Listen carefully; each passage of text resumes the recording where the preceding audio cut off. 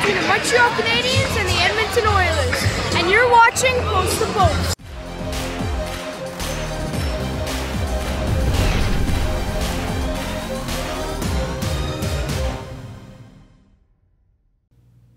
Hello and welcome to Post, the channel where we discuss all things hockey and all teams. And I wanted to make this video because I found this card. And I'm not sure if you're going to be able to see it. I'll try and get it as close as possible. And I know it's going to be out of focus that close, but it's obviously the Senators logo in the Tampa Bay Lightning. And it says, "A look to the future." And I got this card in 1991, or if this card is from 1991. And on the back, there's a little bit of a write-up, and I've worn my Ottawa Senators hat. And unfortunately, I don't have any Tampa Bay Lightning T-shirts or jerseys or anything like that. But Orlando was close enough to Tampa that it'll have to do. So I just want to go through and read what's on the back on here for each of the teams, each of the little write-up, and then I don't want to go through the entire history of both teams, but I want to talk about their time in the NHL since they joined. In the early 90s. And I know Ottawa's been around way back, but we're going to talk about just from the early 90s when they came into the more recent new NHL. So on the back, for the Ottawa side, it says, the NHL will return to Ottawa in 92-93 after a 58-year absence. The Senators had actually been a member of the league until 1934, winning 6 Stanley Cups. Pretty cool. And on the Tampa Bay Lightning side, it says, backed by Japan investors, NHL Hall of Famer Phil Esposito landed a new expansion franchise for Tampa Bay. The team is scheduled to begin play in 92-93, and I don't believe they started playing until 93-94, and I'm not exactly sure why. I don't remember, but I just thought this was a really cool card to have, because it's a look to the future, and that's literally where we are. We are in the future now, and we can kind of look back over the past, however long it was, 23, 24 years or whatever, and kind of look and see how these teams have done. And there's been a lot of this on both sides. And I'm going to kind of go through each team and each of their highs and what we can look forward to maybe in the future. So I'm going to set this aside, and I want to start from the beginning in 92-93. And this was when the Ottawa Senators had their first season in the National Hockey League as their new team. They went 10-70-4.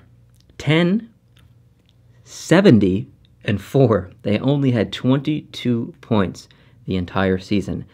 And their goal differential was a minus 193. What? That's crazy. But they were the first to win a playoff series, and that was in 1998. And this is like first, when I say first to, I mean against versus Tampa Bay. So Tampa Bay came in to the league in 93-94. On their first season, they went 30-43-11, better than Ottawa in their first season. They got 71 points, and their goal differential was a minus 27. Tampa Bay was the first to make the playoffs between the two teams in 1996, but the Ottawa Senators, like I said, were the first team to win a playoff series between the two teams, or not against each other, but I mean just the first in general to you know what I mean. Jeez. Ottawa won its second playoff series in 2002, and the Tampa Bay Lightning won its first playoff series in 2003. In 2003 also, Ottawa made it to the conference finals for the first time, on the first time in the franchise, which is, I mean, that's huge. Whenever your team makes it to the conference finals for the first time, it's such a boost in confidence for the seasons following. And unfortunately, we're not really seeing that happen out of Ottawa this year, since they made it to the conference finals last year, but we'll get into that in a little bit. In 2004, the Tampa Bay Lightning won the Stanley Cup. Amazing that you can go from winning your first playoff series in 2003 to only the next year winning the entire thing, everything, the Stanley Cup, like that they went all the way. It's pretty remarkable, and they had a great lineup back in that day, so pretty cool to see. Back to Ottawa. Ottawa made it to the Stanley Cup Finals in 2007. Unfortunately, they did lose. And Tampa Bay made it to the Conference Finals in 2011, and they made it to the Stanley Cup Finals in 2015, and they made it to the Conference Finals in 2016, and then Ottawa made it to the Conference Finals last year in 2017. So lots of success for both of these teams. Unfortunately, Ottawa didn't get that cup win, but they've really tried, and they've come close. It's been pretty wild watching Ottawa the past 20 or so years. It's been a lot of fun, in Tampa as well. So Tampa's won a cup, and they've come close. And now we're in the situation right now where one team is on the brink of doing some incredible things in the NHL over the next potentially 7 or 8 years, and then Ottawa, who is kind of really struggling, not just with their play, but with their management, with their contracts, with the chemistry. There's a lot of things you could argue that are wrong, and not a lot of things that are right. I think Ottawa overachieved last year going to the conference finals, but anything can happen, and I think Ottawa's structured play got them where they got to be in those conference finals. I think they deserved to be there based on their play in the playoffs. There's no doubt that they deserved to be there. Unfortunately, they couldn't get on to the Stanley Cup Finals. But there's been some similarities between the two teams over the years. Mainly Guy Boucher. Guy Boucher has coached both of these teams before, and I spoke about this recently when I talked about his system and whether they should fire him in Ottawa. And even though it's been 2 weeks since I've made that video, I wouldn't say I changed my mind. I'm more open to the idea of firing Guy Boucher because things have not gotten better in Ottawa. I think they've lost 12 of their last 13 games, so it's gotten significantly worse. So I'm more open-minded to the idea of firing Guy Boucher, but I still do have hope for the franchise. It's definitely not too late to turn it around. It could still just be a blip. Just remember that. In 6 months from now, we could look back on this and laugh. And both teams have had their stars over the past 20 or so years. Danny Heatley, Alfredson, Carlson, Hossa on the Ottawa side. In Tampa Bay, there's St. Louis, there's Richards, LeCavalier, Stamkos, Kucherov. All these players, these great NHL players, have been on both sides of each franchise and have had success. Even like Danny Heatley. Unfortunately, he's not with the NHL anymore, but he was one of the most dynamic and one of the most fun players to watch. And unfortunately, his career took a serious dive. But he had some bright years in Ottawa, if not his best years in Ottawa. So it was cool to see cool to see him while he was there.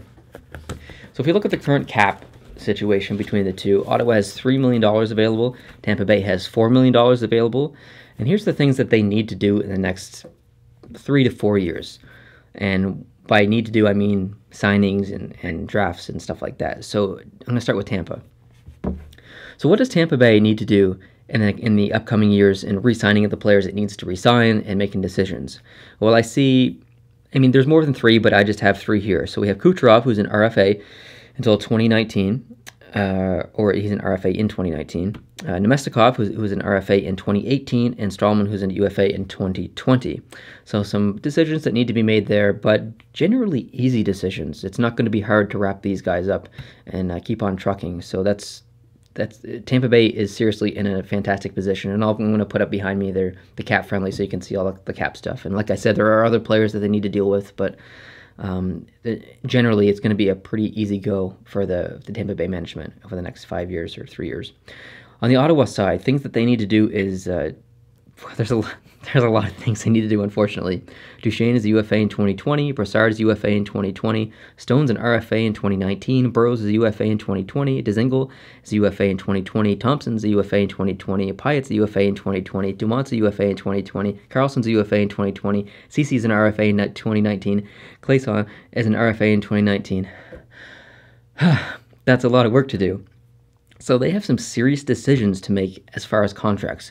In 3 or 4 years, we could see an entirely different Ottawa Senators team. And I think in the position they are right now, it sucks because you're going to have to go through the trenches for the next 3 years, potentially. You might not have to. If they turn it around, it's all about chemistry, right? So you never know what could happen. But it's going to be tough for the next 3 years regardless.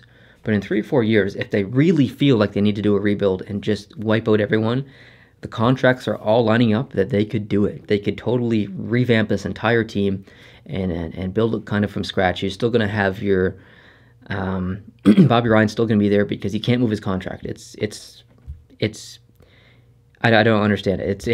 He's being paid too much. He's had injury issues. I know he's a fantastic guy, but you're just not going to be able to trade him based on his contract. Dion Phaneuf, that's another contract you're not going to be able to trade unless he wants to be traded. So I think those are 2-year core guys. I don't think Hoffman's going anywhere, but yeah, you never know. But there's all kinds of decisions to be made, and it sucks right now, but it's kind of exciting in a way for Ottawa fans because they know that 3 or 4 years down the road they could see an entirely new team, and they could be in the position where Toronto is, or yeah, like it all depends on how poorly they do over the next 3 years, but it could happen. It's almost exciting, even though it's frustrating at the same time. As far as the picks go with Ottawa, in 2018 they have no first pick, they have no second pick, first or second round pick, but they have 2 number 7s, and that doesn't really mean anything. There's not very many players come from the 7th round who light the lamp all the time, so not too much stock being put in those last 2 picks. In 2019, they have no 3rd round pick, and in 2020, they have all of their picks. So not the best situation in comparison to the other teams in the league, but still not too bad. This upcoming year is their worst year as far as draft picks go and stuff, but that's something that you can recoup with trades, and who knows what will happen. So not all bad news there. Tampa Bay's picks in 2018, they're missing a 6th round pick. However, they have 2 2nd-round picks and 2 7th-round picks. And in 2019, Tampa Bay has all their picks, and in 2020, they have all their picks. So Tampa Bay's in a really, really good position with their picks. And it's so frustrating because they've got such a structured and such an amazing team right now, and they're doing great, and they're probably going to win the Stanley Cup in the next 3 years. And then you look at their contract situation, it's easy peasy. You look at their pick situation in the next couple of years, it's golden. Man, I wish I was a Tampa Bay fan just because of the future looks so bright. But I don't blame people for cheering for the Tampa Bay Lightning. It looks good.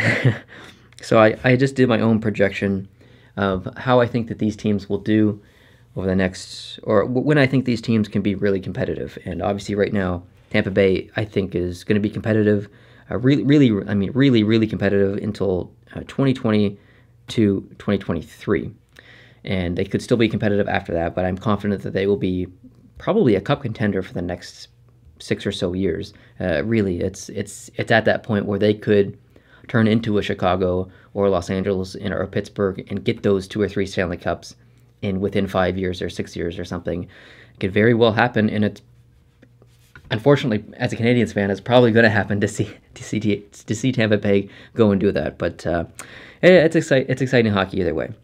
If we switch back over to Ottawa, I really don't see Ottawa being a cup contender or a real player in continuously making the playoffs and stuff until 2021. I'm not saying I'm right. It's just how I feel. It's subjective, right? So from 2021 to 2026, if everything works out, I really think Ottawa could be back on the ball game and really just hitting home runs year after year. I think that if they get the right draft picks, if they revamp the team a little bit, once 2021 hits, they could be a serious contender. And even though I'm not a big fan of Ottawa, I really hope that that does happen to them because they're a Canadian team. I'm Canadian, and I like to see Canadian teams have success, even the Toronto Maple Leafs. As much as I don't want to admit that, I'm having fun watching Toronto. This card kind of inspired this video, and I'm sure many of you have this card as well. There's lots of hockey card collectors out there. And just kind of a laid-back video. Didn't want to take it too seriously, but I wanted to throw some stats your way to give you my thoughts on both teams. Everyone's talking about Tampa right now. Everyone's talking about Ottawa, so I just thought I'd throw my 2 cents in. This video is kind of all over the place, but I appreciate your patience. And thank you guys very much for watching. I really like it when you guys come back and watch all the videos. If you like this video, hit the like button. If you're new to this channel, hit the subscribe button. And I'll see you in the next one. Adios.